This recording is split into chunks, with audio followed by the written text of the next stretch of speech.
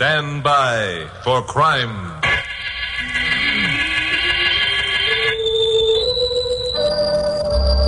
Hi, Chuck Morgan speaking. I'm a newscaster on radio station KOP here in Los Angeles. Like most newsmen the world over, I found it smart to have contacts in as many government agencies and among as many stratas of society as possible. You get tips on stories that way that might otherwise be on the wires a day before you become aware that it happened. Well, my contact with the local police is Lieutenant Bill Miggs. Bill is more than a contact. He's a personal friend, which is an added help. He's never given me a bum steer. So when I reached my office a couple days ago, my blonde secretary, Carol Curtis, told me Bill had called and wanted me to meet him at a certain address in Sereno, a small town north of Los Angeles. I smelled a good yarn. What's it about, Glamourpuss? Did Bill say? No. He just said if we came out, it would be worth our while.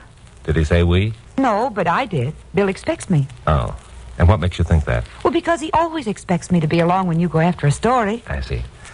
What's at the street address where he wants me to meet him in Sereno? I don't know. Has there been a murder? I don't know. How long will Bill be there? I don't know. Are you a parrot? I don't... Oh, funny man. Well, how can you expect me to answer your questions if I don't know the answers? I don't know. Now you've got me saying it. Get on your hat and shoes and we'll go see if Bill knows the answers.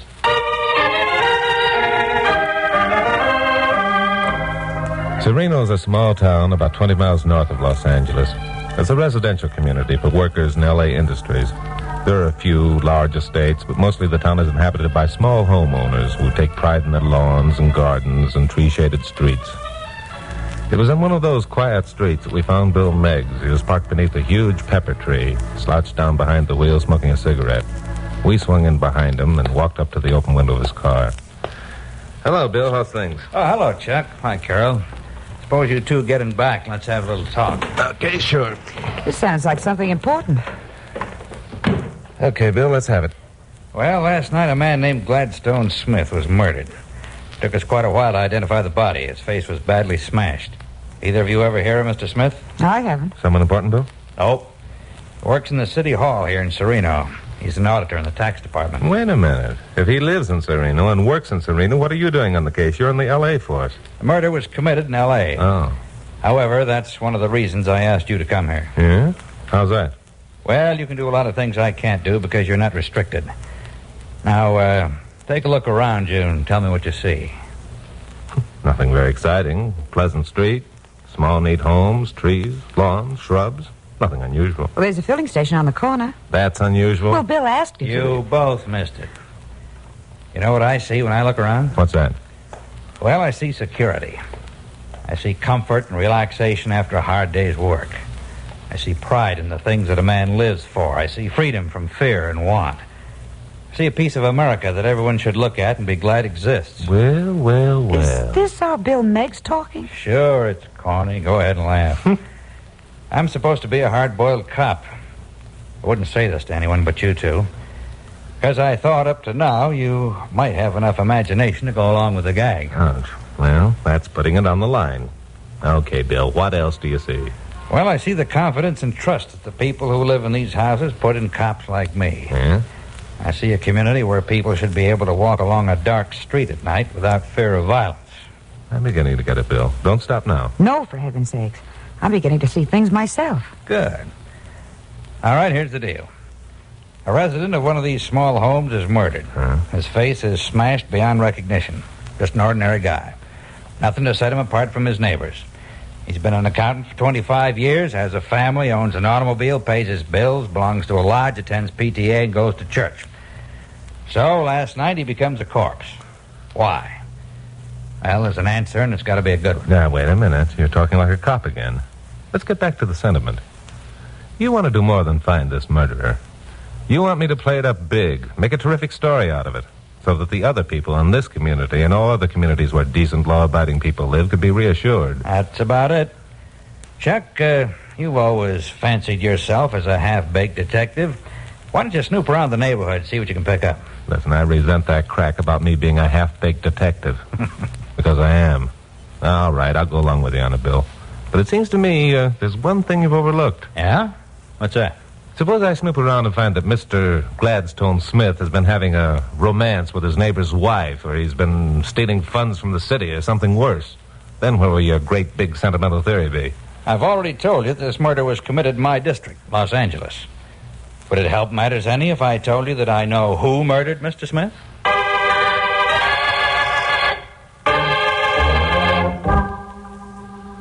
Well, when Bill Miggs announced that he knew who murdered Gladstone Smith, I didn't know whether he was throwing us a curve or not. It wasn't like him. But one thing I was sure of. There was a whole lot more behind this murder caper than he was admitting. He had a long-range plan that somehow involved me and the publicity I could give the results. Well, that was okay. But before committing myself, I wanted the answer to a few questions. Oh, wait a minute, Chuck. Before you say anything, I have a question I want to ask. Okay, Glamourpuss, go ahead. Bill, if you know who murdered Gladstone Smith, why haven't you arrested him? That's a good question. Because the man who murdered Gladstone Smith is a sneaking little cur named Spider Morelli. Ah, well, that's a good answer to a good question. Why? What difference does it make what his name is? If he murdered Because, Gladstone Glamourpuss, Spider isn't the man that Bill wants. Spider's a paid murderer. He kills for money, not motive. Bill wants the man with the motive, the man who hired Spider. That's it. And he thinks that I, under the guise of a newsman looking for a story, can find that man. That's it. So we'll just drift around the neighborhood, talk to Gladstone Smith's friends, and see what we can pick up. That's it. Bill, do me a favor, will you? Sure, Carol. Stop saying that's it. And there's one other thing. If the man who hired the sneaking little cur to murder Gladstone Smith gets suspicious of what Chuck is up to, which he probably will, then he's going to hire the sneaking little cur to murder Chuck. Did you think of that? Sure I did. Well, Well, what? what if Chuck is murdered? Well, then Chuck will be dead. Now, don't worry, Glamourpuss. Bill isn't going to let that happen. Oh, by the way, Bill, Smith's family has been notified, I suppose. No, they haven't. Huh? We haven't told anyone about this thing yet, so you'll have to work fast. But the family should be notified, Bill. Yes, they should. I thought I'd let you two handle it. Let us. Uh-huh. Bill, you're supposed to be a friend of mine, aren't you? Well, yeah, sure. I've known you for years, Chuck. Why? Get lost.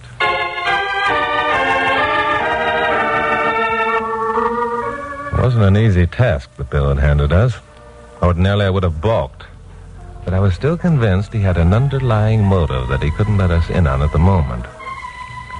Well, Carol and I found the Smith home a block from where we'd met Bill. It wasn't unlike any other house on the street, except that the small, well-cared-for lawn was enclosed by a white picket fence. We went up the flagstone walk and rang the front doorbell. Yeah? Hello, are you...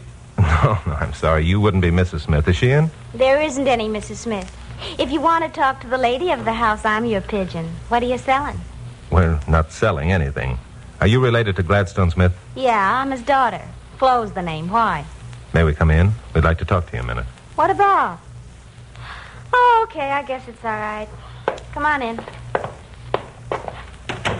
Well, what's the old man been up to now? I'm afraid we have some unpleasant news for you, Flo. Yeah, what is it?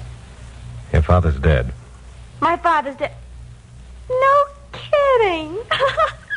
And you call that unpleasant news? Why, that's the best news I've had in years. What'd the old man die of? Squeezing nickels? He was murdered. Murdered, huh? Well, now that's something I'll buy. That's a wonder someone didn't do the job long ago. You mean there's a lot of people who had a reason for murdering your father? Sure. Everyone who knew him. Including yourself? Yeah, including myself. Seems to me you're talking rather strangely for a girl who's just lost her father. Does it? Then you should have lived with my old man. He was mean and he was stupid. Stupid? I'll tell you how stupid he was.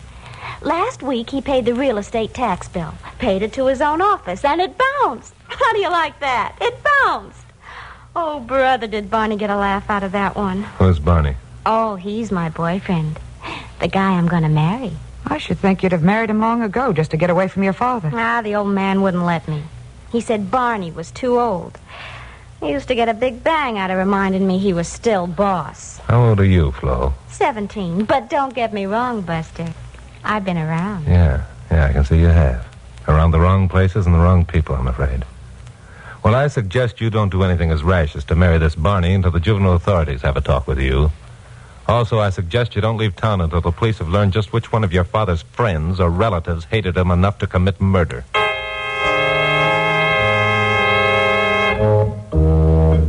Well, it seemed to both Carol and me that Bill Miggs' dream of a quiet, peaceful, law-abiding community had come to an abrupt ending. The Smith family was an example of the type of people who lived along these tree-shaded streets. It was a toss-up whether Glamour Puss and I felt more sorry for Bill or more disgusted at Gladstone Smith's charming daughter when we left that house. Well, anyway, a green coupe was parked at the curb, and Pappy Mansfield, owner of KLP, was sitting in it. Hey, you two. Come over here. Hi, Pappy. Pappy, what are you doing out here? Oh, I just happened to be in the neighborhood, saw your car, and thought I'd find out what you were up to. Yeah, You didn't happen to see Bill Miggs first, did you? Well, yes. As a matter of fact, I did. Did Bill tell you why we were here? Well, partly. How'd you like Flo? Do you know Flo? Known her for years. She's a stinker, isn't she? That's putting it mildly. You know, Pappy, I smell something and I don't like the odor. First, Bill Miggs tells us a sentimental story about a beautiful community with flowers growing around doorsteps and birds twittering in treetops. Now, just calm down, Chucky boy. Bill knows what he's doing. You know that. Do I? Now, look, I don't mind being a fall guy if it pays off with a good story, but this is going too far. Now, this'll pay off, too. Bill's got a good idea. His hands are tied, so let's give him some help. He called me because he knew I was a friend of Gladstone Smith, and he wanted you to know something about the man's character before you made the next move. Gladstone Smith was a friend of yours, Pappy? I've known him ever since he adopted Flo, 17 years ago. I gave him a character reference. What? Flo's adopted? That's right. She's a living example of heredity over environment. She began giving the Smiths a bad time from the minute she could walk. When she was 5, Mrs. Smith died, and Gladstone's friends urged him to turn the kid over to one of the societies who handle such cases. But Glad felt she was his responsibility, so he kept her. Well, I'll be darned. He did everything he could to give the kid a break. Good schools, the companionship of his friends' kids, summer camps, everything. But it didn't do any good. Just about broke Glad's heart. Well, then Mr. Smith isn't the louse his daughter claims. Glad? Why, Glad Smith was one of the finest men who ever lived. I'm proud to have known him. You'll find out that all his friends feel that way when you get to talk to them. When we get to talk to them? Are we going to talk to them? You are. Carol isn't. She's coming back to the office and work up a human interest angle on this yarn. Oh, I am? Yes, you am. Chuck, the next man you're to talk to is B.L. Darcy. Who's he? He's the tax collector of Sereno, man Glad Smith worked for. So, what am I going to talk to him about? Tell him Glad's been murdered. Ask him questions about Glad, about his work, about Flo. You'll find out why we want you to talk to him, and you'll get a more surprising reaction than you did when you talked to Flo.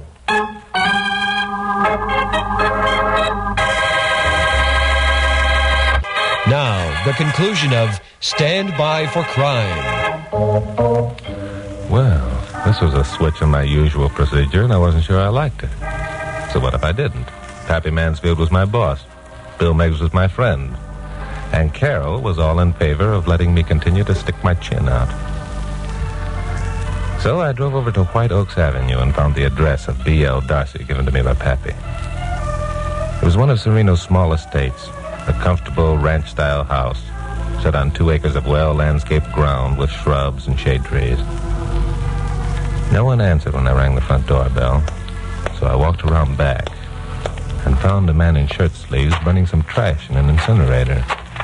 He was in his middle 50s, well-dressed, pleasant-appearing. Hello there. Looking for me?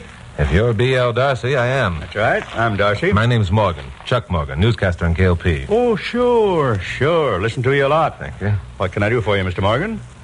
I guess you haven't heard about Gladstone Smith's death. Glad Smith dead? That's right. Finally caught up with him, eh? A pity. What caught up with him? He had a heart condition. Been favoring himself for years. Oh, no, it wasn't his heart, or at least the police don't think so. They believe Smith was murdered. Murdered? Glad Smith? Huh? Well, that's a hard one to believe, Mr. Morgan. Who would want to murder harmless old Glad? Well, that's what the police are trying to find out, and I'm trying to work up a story on the case. Do you mind if I ask a few questions about Smith and his family? No, not at all. Just wait till I stuff the rest of these papers into the incinerator. Sure. There we are. Let's walk back to the house, and I'll buy you a drink. What kind of a man was Smith, Mr. Darcy? None better. Quiet, unassuming, credit to his job. Huh? Sit down here in the patio, Mr. Morgan. I'll go mix us a drink. No, I'm afraid I'll have to skip the drink. Thanks, just the same. What member of your department will replace Smith as auditor? You could work up a good case there without half trying. Harry Thomas has been after Glad Smith's job for years. Now he'll get it. What kind of a man is he? Different type than Glad, but equally as reliable. No, Mr. Morgan, I'm afraid you'd be wasting your time if you tried to make a murderer out of Harry. He isn't the type. Well, I think I'll have a talk with him anyway. Thanks for your time, Mr. Darcy. I'm glad to be of help. Anytime you want a favor, just call on Barney Darcy. Well, I'll do that. And wait a minute. Yeah? Barney Darcy. You're not the Barney who's going to marry Gladstone Smith's daughter, Flo. Why, yes, I am. We'll be married as soon as Flo comes of age.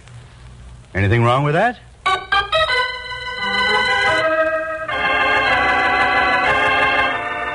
I went away from B.L. Darcy's in somewhat of a daze.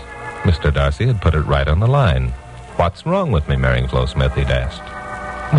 What was wrong with a 55-year-old man marrying a 17-year-old girl? It happens all the time among some of our best families. Only somehow, this deal didn't ring true.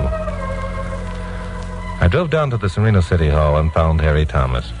He was a little, wizened-up man, maybe 40, maybe 50. He was willing, almost eager to answer my question. Glad Smith dead? Say, that means I'll get an automatic promotion into his job. Been waiting for this day for years. Well, don't you think it's more important to think about finding the murderer of Smith at the moment than it is your promotion? Sure, I'll do anything I can to help. But we've all got to go sometime, you know, Mr. Morgan. Yeah, that's right. But the method of going is sometime more important than the going. Now, how about your boss, B.L. Darcy? You like working for him? Oh, sure. Barney's okay. Works hard, never misses a day. Fair to everybody who works in his department. Yep, Barney's all right. Did you know he was planning to marry Flo Smith when she comes of age? No, just talk. The kid's infatuated. Barney's a handsome sort of guy. His wife died last year. He's lonesome. Probably gets a bang out of the kid's interest. Well, he told me an hour ago he intended marrying her. That's so? That's right. Well, that's his business, if that's the way he wants it. Yeah.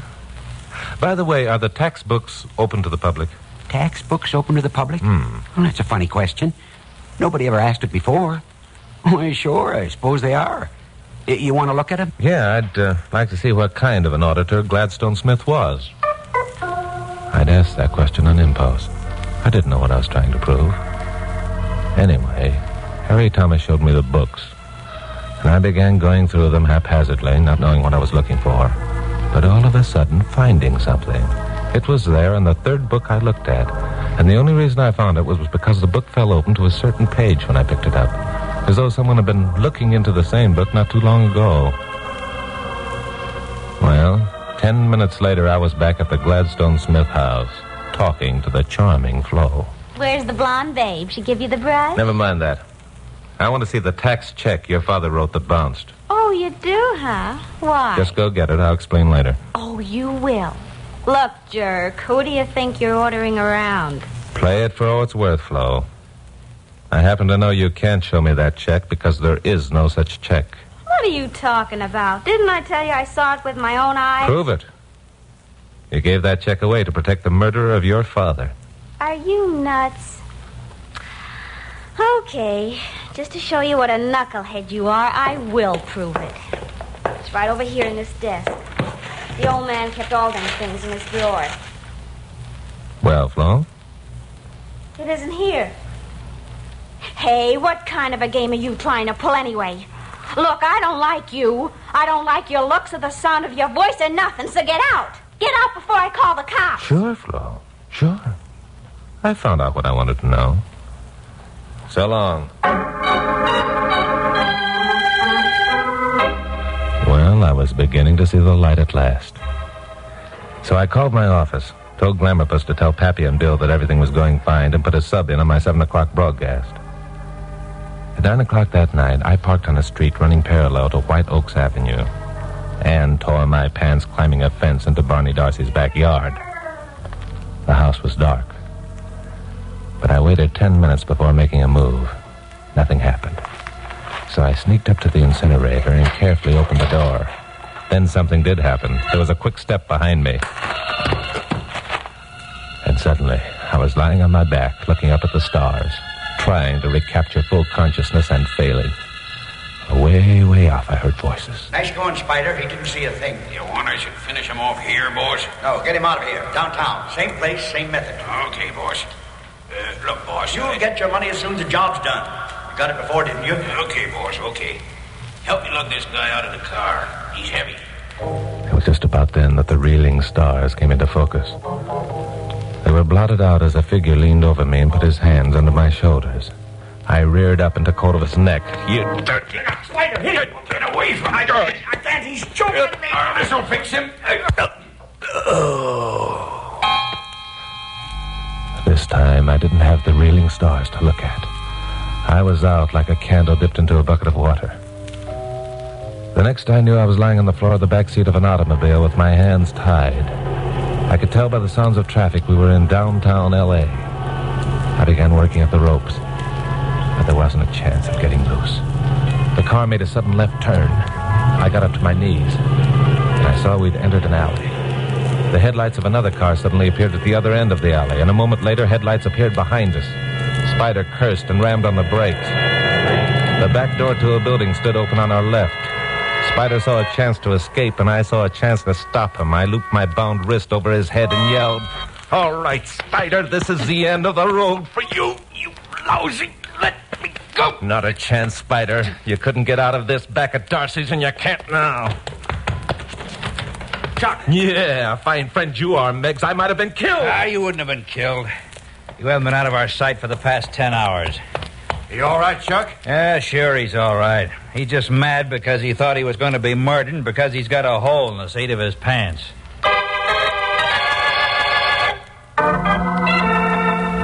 Well, the thing wound up about as Bill Miggs had planned. He'd had a tail on Barney, Spider, Flo, Harry Thomas, and myself ever since the caper had started. They'd overheard the conversation near the incinerator, so all three members of Serena's police force had closed in on B.L. Darcy the minute Spider had driven me off. Bill wanted Spider for himself, which is why he let the rat back into Los Angeles. I went home, changed my clothes, then met Carol, Bill, and Pappy at Nick Adele's for dinner before doing my 11 o'clock broadcast. So you had the whole thing worked out beforehand, eh, Bill? No, I wouldn't say that. I talked to the Sereno police. We suspected Darcy, but we also suspected Harry Thomas, and we figured Flo was mixed up in it somehow. We didn't have any proof, which is why it was necessary to bring someone in from the outside. That's why I suggested you. You're not a cop, and we wanted to keep this as quiet as possible. Serena's a nice town. Was Flo mixed up in it, Chuck? No, she wasn't putting on an act when she discovered that the canceled check was missing. You see, it wasn't a check that had bounced. It was a check that would prove that B.L. Darcy was guilty of juggling the Sereno tax books. Well, just how do you figure that? Because Gladstone Smith had occasion to check the books one day, Pappy, probably for some other purpose entirely, and found that his own taxes were in arrears. This bothered him because he knew he'd paid them. He went home, dug out his canceled checks, and found the one that paid the bill. He must have said something to Flo about it. She thought he was talking about a check that had bounced. Sure. Flo thought it was a good joke, and she mentioned it to Bonnie Dawson. So Darcy knew that Gladstone had to be liquidated or his little racket would be exposed. So he hired Spider. There's a lot of other things made me suspicious about this Darcy. A man as well off as Darcy wouldn't be burning his own rubbish in the middle of the day, especially a man who had the reputation of never missing a day at his office. So you went back to the incinerator to find out what he'd been burning, hoping to find a fragment of Smith's canceled check. That's it. So Darcy and Spider will probably go to the gas chamber. The charming Flo is taken over by a welfare society, and Harry Thomas gets to be tax collector. That's it. Wait a minute, Chuck. That's my line. What's your line? That's it. Oh. Okay, Bill, it's your line. Here comes Vince with the check. Bill will take it, Vince. That's it, Bill.